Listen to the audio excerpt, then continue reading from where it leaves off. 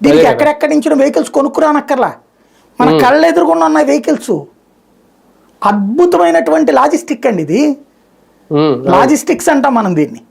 ఇప్పుడు ఒక software company వాడు ఎంతమంది ఉద్యోగులు ఉన్నారు, కుకట్పల్లి వెళ్ళేవాళ్ళు ఎంతమంది, ఎల్బీ నగర్ పోయేవాళ్ళు ఎంతమంది, లేకపోతే కనుక మియాపూర్ వెళ్ళేవాళ్ళు ఎంతమంది, అందులో ఏ ఏ వెహికల్స్ ఉన్నాయి, ఏదెటు పోవాలనేది లెక్క కడతాడు.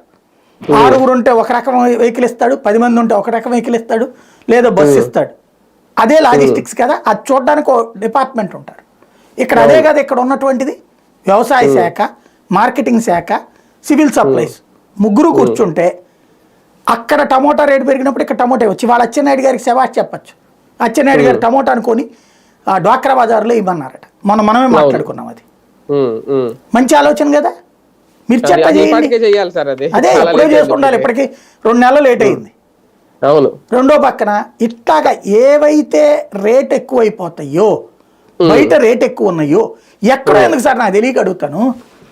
రాష్ట్రంలో ఉన్నటువంటి ప్రతి సూపర్ బజారు, ప్రతి హైపర్ మార్కెట్లు ఉన్నాయి కదా, రిలయన్స్ ఓడియా, లేకపోతే మార్ట్లు ఉన్నాయి, డిమార్ట్లా, ఉషోదయాల, ఇట్లాంటి బోర్డు. ఆ మార్ట్లో వాళ్ళందరినీ ఓ మీటింగ్ పెట్టుకుని, అయ్యా ఏమన్నా రేట్లు పడిపోయినప్పుడు మేము కొంటాం, మీకు సప్లై చేస్తాం, తీసుకోండి అయ్యా